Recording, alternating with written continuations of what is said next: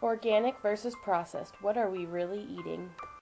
Most meats that we eat are processed. We may be eating processed meats without even realizing it. Everything from chicken nuggets to cheeseburgers are processed. Processed foods date back to the 1940s.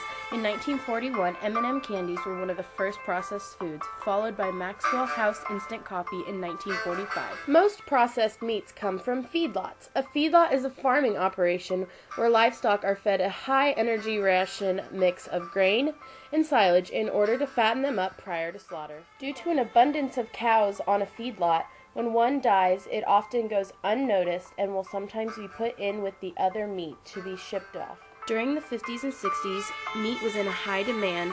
It was at this point that feedlots began to operate with tens of thousands of animals. When cattle are raised in feedlots, they are fed corn to help them grow twice the size of a grass-fed cow in half the time. This may sound harmless, but our bodies cannot kill off the microbes transferred from the cow's stomach, and the microbes evolve into E. coli. When you wake up and grab a glass of milk in the morning, what are you really drinking? You could be drinking insulin-like growth factor 1, a product of cows injected with RBGH. RBGH increases milk production by 15 to 17%, which allows the farmers to get more milk from the cows and make more milk. Restaurants take advantage of maximum product for minimum price. As consumers, we need to be more concerned about the foods we eat. This is a picture of an experiment done with a McDonald's hamburger and French fries, and after 100+ days, it still looked the same. Processed foods are not always meats. Processed foods, however, can be a risk to our health. During the growth and production of most processed foods, harmful chemicals are used either for growth or for cleaning. Not all fruits and vegetables are free of chemicals, but to aid the consumer in picking healthy foods, there is a clean 15 list of produce least contaminated by pesticides and a dirty dozen list of most contaminated.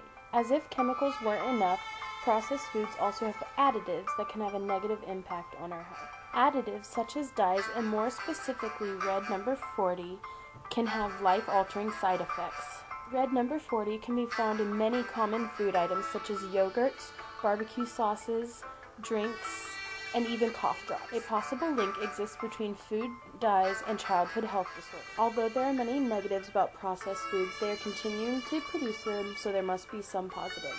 For example, the cost would be a positive because processed foods tend to generally be cheaper than organic food. Another positive is that farmers are able to produce twice the amount of meat in half the amount of time. Together, we can impact the food industry and get healthier, safer food for ourselves.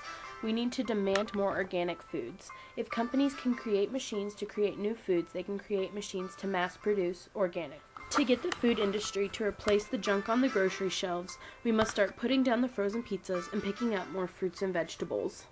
I challenge you to make a change in your diet and reduce the amount of processed foods and start eating more organic.